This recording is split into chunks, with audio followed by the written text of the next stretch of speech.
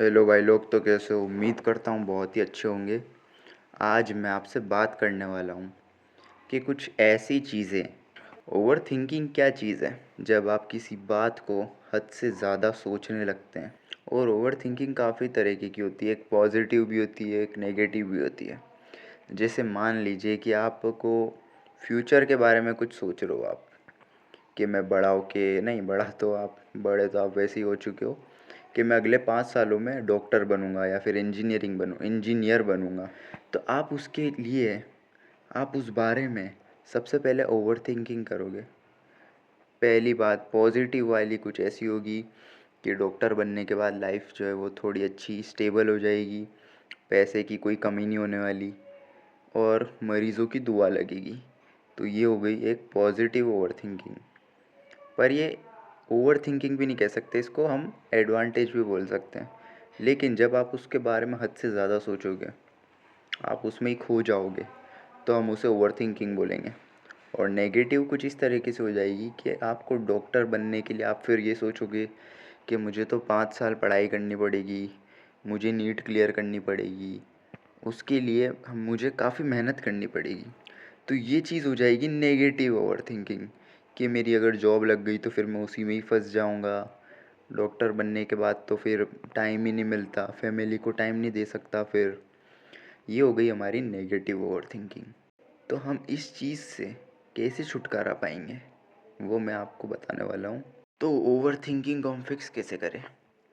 अगर आप कोई चीज़ हद से ज़्यादा सोच रहे हो, वो फिर आपको डिस्टर्ब कर रही है, आप किसी चीज़ में फ़ोकस नहीं कर पा रहे हो, आप अपनी पढ़ाई में फ़ोकस नहीं कर पा रहे हो, या फिर और कोई काम धंधा जो भी है, तो इससे छुटकारा पाने के लिए आपको सबसे पहले ये चीज़ छोड़नी पड़ेगी कि मैं आगे जाके क्या करूँगा, या फिर फ्यूचर के बारे में, जो फ्यूचर के बारे में आप जो सोचते हो।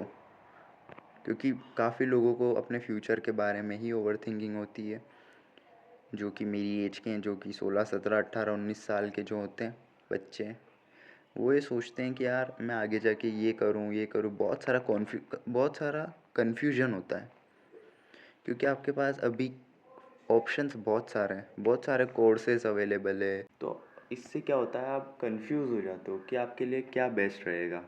क्योंकि हर एक लड़का, हर एक बच्चा यही सोचता है कि वो अपने लिए बेस्ट क्या ढूंढ सकता है, जिससे उसका करियर इम्प्रूव हो जाए, जिससे वो अब जिससे उसकी लाइफ सेट हो जाए, जिससे उसको आगे भटकना नहीं पड़े जॉब के लिए या कुछ भी पैसा कमाने के लिए। तो इस वजह से ओवर थिंकिंग होती है काफ़ी। क्योंकि आपको जितना ज़्यादा पता है, जितना ज़्यादा आपने नॉलेज गेन किया है, जितना ज़्यादा आप उस चीज़ को ढूंढने में टाइम निकाल रहे हैं, उससे ओवर थिंकिंग होती है। और हम अपने लिए बेस्ट क्या ढूंढें, कैसे ढूंढ सकते हैं, जब तक हम उसे ट्राई नहीं करेंगे। फॉर एग्ज़ाम्पल, अगर आपको डॉक्टर बनना है, तो उसके लिए आपके अंदर पेशेंस होना ज़रूरी है।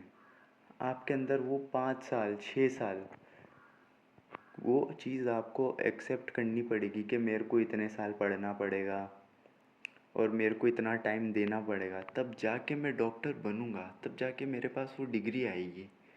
तो अगर आपके पास वो पेशेंस है तो आप कर सकते हो।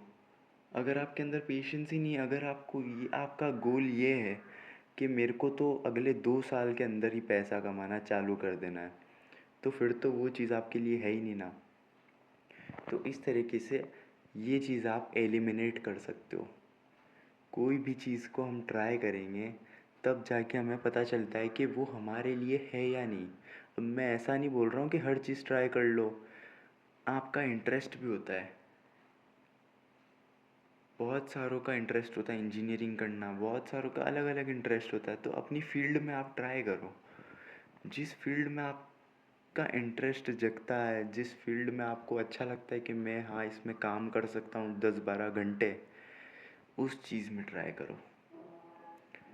जितना ज़्यादा आप उसके बारे में सोचोगे, उतना ही ज़्यादा बिगड़ेगा और उतना ही ज़्यादा आपका टाइम वेस्ट होगा।